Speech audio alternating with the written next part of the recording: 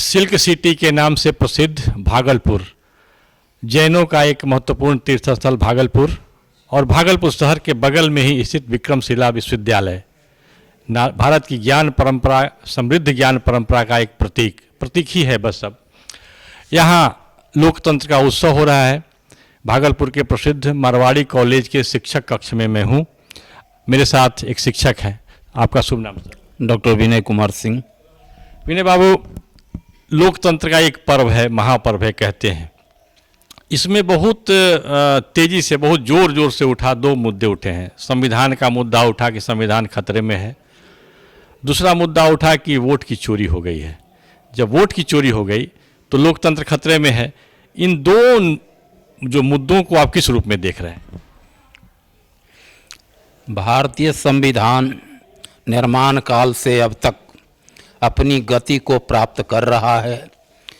राजनीतिक विद्वेष के कारण संविधान खतरे में है। अगर संविधान खतरे में है तो वोट क्यों हो रहा है?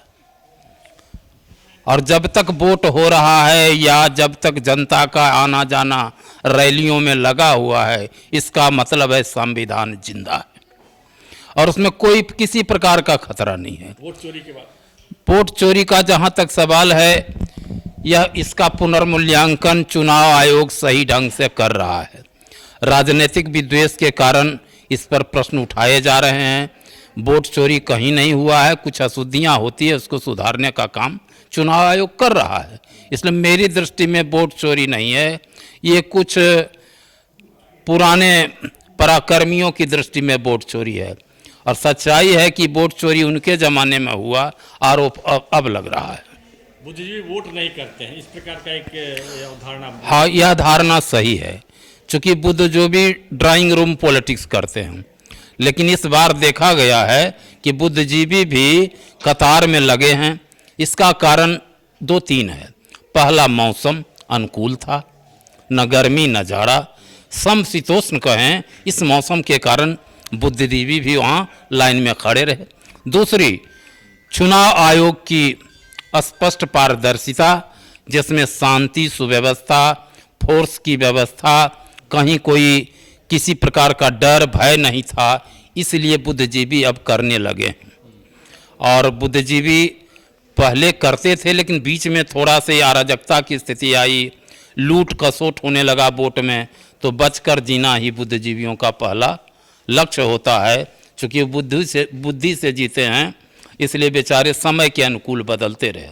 लेकिन आज बदला है और मैं चुनाव आयोग को, जिसका जनक तो कोई और रहे हैं, लेकिन उत्कर्ष पर दिखाने का काम पूर्व मुख्य चुनाव आयुक्त TN शेषन ने किया। उसी समय से चुनाव आयोग की पारदर्शिता भी पूरी स्पष्ट जनता में जाने लगी और वोट देने और दिलाने का काम खासकर बिहार के परिप्रेक्ष्य में KJ राव जब आए चुनाव पर्यवेक्षक बन करके, उस समय लगा जो भय था वो समाप्त हो गया और हर लोग लंबी कतार में जाकर वोट करने लगे और कर रहे हैं। इसलिए वह पलायनवादी दृष्टिकोण जो बुद्धिजीवियों का था, वह अब लगभग समाप्त हो रहा है। 100% तो मैं नहीं कह सकता, लेकिन 75% तक जरूर बुद्धिजीवी। वोट देने के पहले आप कुछ विचार करते हैं? वोट देने के पहले बहुत सारे विचार आते हैं और खासकर बिहार के संदर्भ में। पहला विचार जाति, दूसरा विचार धर्म, तीसरा विचार सुरक्षा कि कौन हमारी रक्षा कर सकता है, और चौथा प्रलोभन। तो ये सब आप जैसे बुद्धिजीवी विचार करते? नहीं, मैंने तो नहीं किया। मैं व्यक्ति विशेष से, जिससे प्रति देखा कि वर्स्ट में भी जो वेस्ट है, उसको मैंने वोट दिया है। जीत हार की चिंता मैं नहीं करता। लोकतंत्र में जीत हार उसकी मर्यादा है, लेकिन हर वोट देने से आज जो वोट प्रतिशत बढ़ा है, उसके कई कारण भी देखने को मिला, जिसमें अर्थबल का भी प्रभाव रहा, नीतिगत फैसले भी रहे। जहाँ तक मैं वहाँ सर्वेक्षण किया था, तो महिलाएं जो वृद्ध हो गई थी, किसी भी जाति, किसी भी धर्म, किसी भी एज की रही, उसका वोट 1100 रुपया के कारण पड़ा। और बड़ी तर्क संगत के कारण कि हमने वोट इसलिए दिया कि बेटा हमको 4 है नहीं पूछता है, लेकिन नीतीश कुमार ने पूछा है तो वोट उसी को देंगे, और दिया। तो ये तो लालच हुआ। लालच आपके शब्दों में हो सकता है, हमारे शब्दों में हो सकता है, लेकिन एक सुरक्षा की भावना है, संविधान सम्मत दिया है, व्यक्तिगत तो देने नहीं गया, नीति पॉलिसी थी।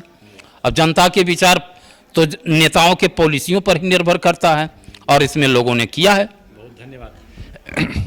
विनय कुमार जी, बिल्कुल व्यवहारिक पक्ष, हम केवल सिद्धांत की बात करते हैं, थ्योरी की बात करते हैं, लेकिन इन्होंने जो आम आदमी जो फेस करते हैं, एक वृद्ध की जो समस्या होती है, 1011 रुपये से उसकी सहायता हो रही है, यह भी इस चुनाव में मायने रख रहा है।